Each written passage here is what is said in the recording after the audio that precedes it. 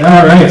Oh, and regular lighting. Okay, Hello. great. Hey, how's it going, Trevor? Good, how are you, Justin? Not bad. So set the scene. How did this film come to be? Tell the audience about it. I wanted to make a scary movie in the woods for a long time, and the first iteration of it was kind of a cliche. It was like a man and a woman in the woods and yada yada, you know. And then it just morphed into something else. So we made the movie with what we had available to us, and the rest is history. Very, very cool. Okay, we're going to have an awesome Q&A at the end of this thing. So, Trevor, thanks so much. Let's give him a big round of applause. Thank you for coming, everyone. And the only other couple things I want to say is that stick around for the rest of the week. We've still got tickets available for awesome movies like Patchwork and Love and Peace, which is like one of my favorite movies of the year, and a bunch of other things. But Trevor, let's experience the interior. Ready? You ready?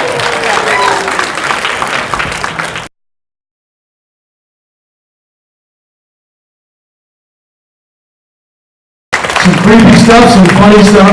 Okay, before I bring up Trevor and Peter and the cast and crew, there's a couple things to say. First of all, the Blue Jays are winning 11-4 right now. Okay. Second, Justin Trudeau is our new Prime Minister with a Liberal majority. That's always the move. Okay. Also, the sold-out screening of this show, which is awesome. I forgot to mention that at the beginning. But let's all over. Let's bring up Trevor Juras, the director of the interior. Peter Kapowski, the producer, and the rest of the cast and crew are here. Come on up to the stage, guys. Good news all around. Let's bring everyone up and over. Into the light, folks. Let's move on further down. I'll be the one in the dark. It's all good. Who else do we have here? There's a lot of people here. Delphine? Yeah, Delphine. Okay, excellent. So let's start this just by going down the line and introducing yourselves. I mean, obviously, Peter Kapowski, producer extraordinaire and programmer for Toronto After Dark, bringing his first here. Trevor Juras, who is the director of the film. And actually, he's an After Dark alumni. Who here saw The Lamp last year? Oh, is it 2 years ago now? Was it 2 years? Okay, 2 years ago. Who here saw The Lamp? Nice. And we can move on down the line. I'm Ryan Austin. I played Roland. Justin. Fellow Ubaldi DP. Nice. Yeah, Patrick, I played James. Delphine Rousseau is Doctor. Andrew Hayes, Mr. Bundes. Victor Zola, first AC. All right, give it a hand. So let's pass the mic to Trevor to start with. We'll pass it on the line. Actually, you can use, well, I guess I have to ask a question. So bring the mic on back. We've got the one between you, so you might have to do a little bit of running. So Trevor, I've got to ask before we pass it on to the crowd or anything else. You said you wanted to make a horror film, but where did that particular idea come from? From what we see here, where did it come from? I don't know. Where do ideas come from? A little bit of my own life, a parody of my own life, a little bit of an exaggeration here and there, and just some, observations I've made over the years. And I don't know, you just start making it, and then all of a sudden you have this. What's that Dark Place quote? I just hit the keys, getting in the right order with the right. Exactly. Nice. Okay, and Peter, what inspired you to want to come on board this project? Well, I saw Trevor, I was introduced to Trevor when I programmed The Lamp 2 years ago, and I was really floored by the film. I thought it was one of the scariest short films I'd ever seen, and yet there was no violence, there were no literal sort of physical monsters, there was no gore. It was entirely through suggestion, through Trevor's direction, the performances, and the editing. And I just wanted to be friends with this guy. So we became friends afterwards. And then Trevor went to LA to the Werner Herzog Rogue Film School, and you came back supercharged. Like, you were really, really inspired by the experience. And I was really hoping he was then gonna say, I wanna make a feature. And then I was hoping, will you help me? And he said those words, and I'm so honored and privileged to have that you said that, and I was so excited to work on this film. I remember we met in Chinatown. He just pitched this idea of he wanted to do a Lost in the Woods film, but he didn't want to make it like other Lost in the Woods films. At this point, I think he had decided it's him by himself. There's no conversations about how they're lost and going around in circles. It was just him by himself, and how long can we sustain that tension? And that got me so excited. Very cool. So would you say this film is pretty much the first After Dark baby? Like, it sort of came together from this festival in a way? I mean, there's a few other filmmakers that I've worked with, that I've seen, come through After Dark. I mean, Steve Kostansky had his short films here, and then he went on to Manborg, and then ABCs of Death 2 had a lot of alumni as well, and I was involved in ABCs of Death 2, so there's been some other babies as well. Yeah, and Delphine, Delphine wasn't here for the premiere last year, but she's the mother from Zia's for Zygote. So yeah, definitely give her a round of applause if she deserves it. And I wanted to talk a little bit with you about your cast and how they came together. Now, obviously, for those who know Trevor's work, a couple of you guys were from To the Night, and you were in The Lamp, of course, down at the end there. So do you generally work with the same sort of group of actors that you just trust implicitly, or do you do an audition process? Like, how did you bring everybody together? I did not audition anyone for this. I wrote the parts with everyone in mind, and take Ryan here who played Roland. He's not an actor, but he was awesome, and I wrote the part exactly for him. And yeah, it feels like the culmination. Everyone I had worked with before in the short films, and everyone was available. Everyone was willing to do it, and yeah, I didn't need to audition anyone. I just tailored it for them, and yeah, I knew they could pull it off. Was your dialogue written for you, or did you actually ad-lib that? A little bit from column A and a little bit from column B. It was definitely written, and he sort of let me go at the end. And we discussed a couple of lines here and there, but for the most part, it was put together with some fun at the end. Yeah. Okay, awesome. And let's pass it on down to, I apologize, Patrick. Let's head on down to Patrick for a second. So, just got to ask, and again, we're going to turn to the audience in a minute. I have to ask, you're alone in the woods, not technically alone, you're surrounded by crew, but how do you put yourself in the mindset that you're totally isolated when, you're technically not, but, just to be in that how'd you get there? Well, the scariest thing was, before we left, Trevor was saying there's these two cougars that keep swimming back and forth from Salt Spring to Vancouver Island. And he was saying, if you see a cougar in the woods, be careful, because that means there's another one behind you who's about to jump on you. They're like velociraptors. So, pretty much. So one like sets you up, and the other takes you down. So a lot of those look about scenes, I didn't even know if the camera was rolling. I was just like, to make sure there's no cougars, and then we can get this show going. So that was pretty helpful. Okay, let's talk a little bit about the camera work and the lighting, and we'll talk to the director of photography and a couple other people. So the camera work's incredibly smooth, especially moving through the trees. Were you using some sort of a movie rig, or like, what exactly were you, no one really cares what you shot on, but you should probably say it. They might care. There's some tech, okay, yeah, there's one, okay. So what did you shoot on? How did you get the smooth camera movement? How did you get such great lighting and low light? Things like that. We shot in a lot of Toronto scenes on a Red Epic with Schneider cinema lenses. BC stuff we shot with a Panasonic GH4 with Zeiss lenses to give us a colder, contrastier look. And for the stabilizer shot, we used DJI Ronin, which is a 3-axis gimbal. That was enough to support the weight of a GH4. Very cool. Yeah. And was a lot of it just like even the nighttime stuff? Was it mostly naturally lit with flashlights and things? Yeah, it was a single light source. It was the Phoenix flashlights that we used, and then we used a Hexalux LED light that ran off a female battery. Nice, nice. And how big was the actual crew when you were in BC? Like, how many people were actually on the set? We had a sound guy, and we had a first AC, and the rest is Peter. Everybody chipped in, so it was a team effort. So basically, you and the dude on the end, and Peter. Yeah. Nice, Yeah. nice of them. Very cool. Okay, let's move to some people we haven't got yet. Delphine and I must apologize. Andrew at the end. Tell me a little bit about the inspiration for your characters. Did they come from Trevor's direction, or did you bring something of your own to the table? It's actually interesting. When I saw this for the first time, and the conversation he has in the bathroom, I think, was inspired from true events. I think when Trevor was working at a company that I run, I think I got him out of the bathroom to come into a studio. I think he was really incensed by that.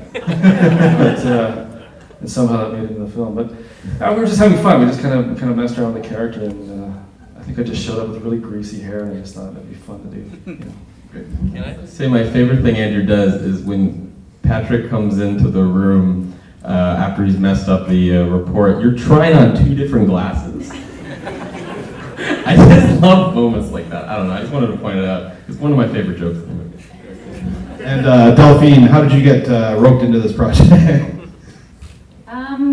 Yeah, Trevor approached me. I knew that he'd been shooting in BC, so he asked me if I would come and join the project, because he shot all the beginning of the film after, I guess, you guys went to BC.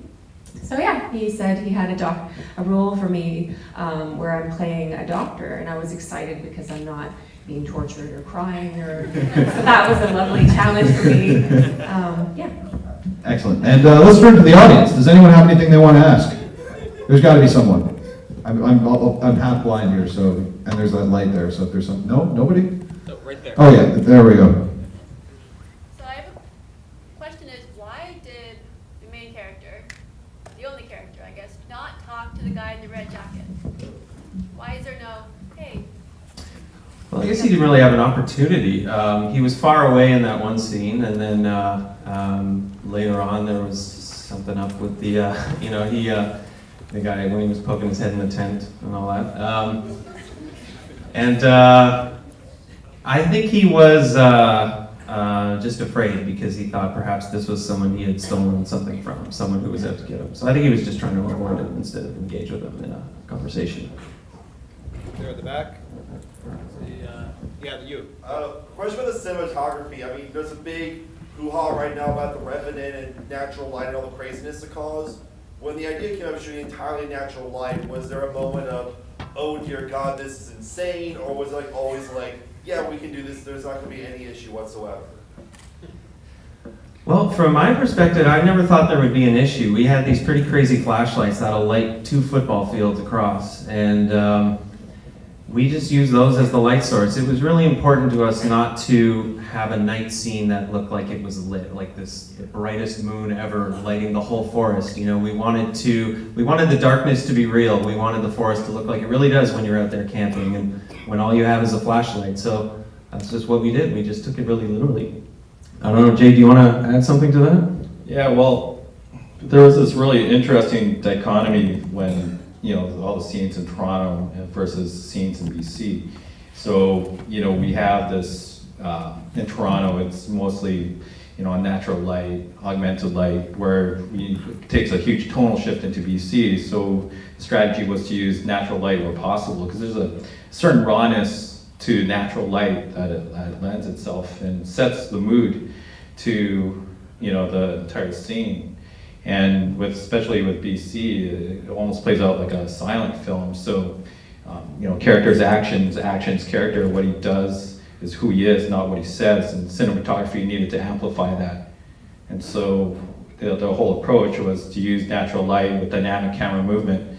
And, really cinematography is like the custodian of the moment, and it just engages you furthermore and evokes emotion, provokes thought.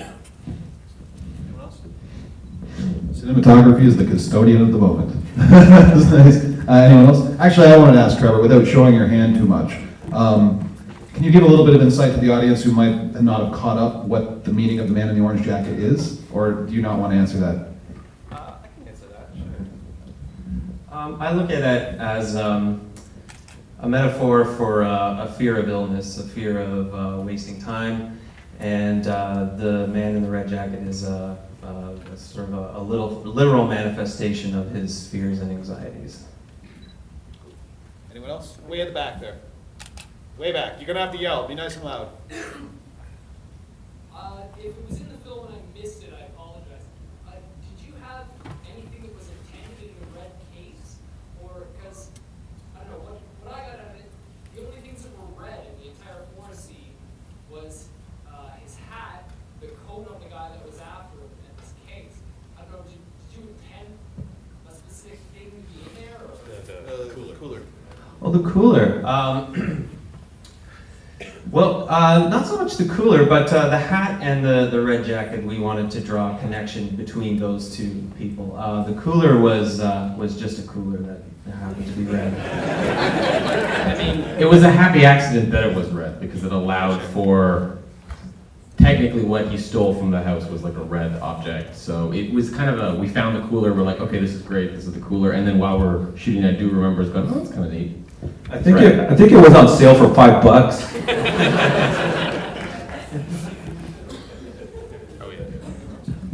Anyone else back there? Right there, okay.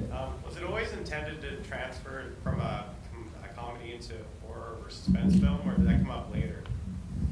It kind of came up organically. I think that's just how I write. No matter what I do, it comes out sarcastic and smartass. And even in the woods, it's nice to hear people laughing. I really like that. And so even when there's nothing being said, people are still kind of giggling at it. So I think that's just me. I think that's just my style. Anyone else? Down here. Who are some of your film influences? Because I got a little bit of David Lynch from that. The question is, what are some of his influences? I love David Lynch. I love Kubrick. You're not going to hear any surprises here. Lars von Trier, Paul Thomas Anderson. I love South Korean cinema a lot. As to who inspired this, I don't know. I have no idea. I guess Werner Herzog, maybe, just because I hung out with him for 72 hours. Yeah, those would be my inspirations. I can't think of anyone who really kind of directly inspired this. There's one right there. Okay. We'll go up here, and then there's one down there. Yep. I really enjoyed the music choice, the piano, and what inspired the piano, and I guess the experimental running through the darkness scenes. I'm a big fan of classical music, although technically Chopin is a romantic composer, but we won't get into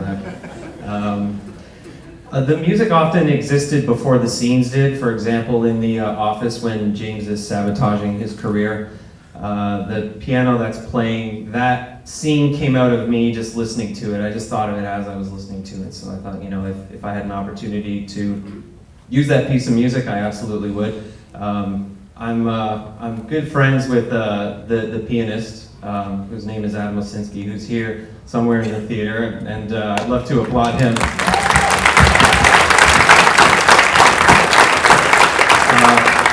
He's a real virtuoso, and I love his Chopin. And Chopin in particular, his music is so rich and complex, and yet it's just really easy to grab onto as well. It doesn't really tell you what to think and feel. There's just so much in it that it can go in so many ways, and to pair it with different images is really interesting to me.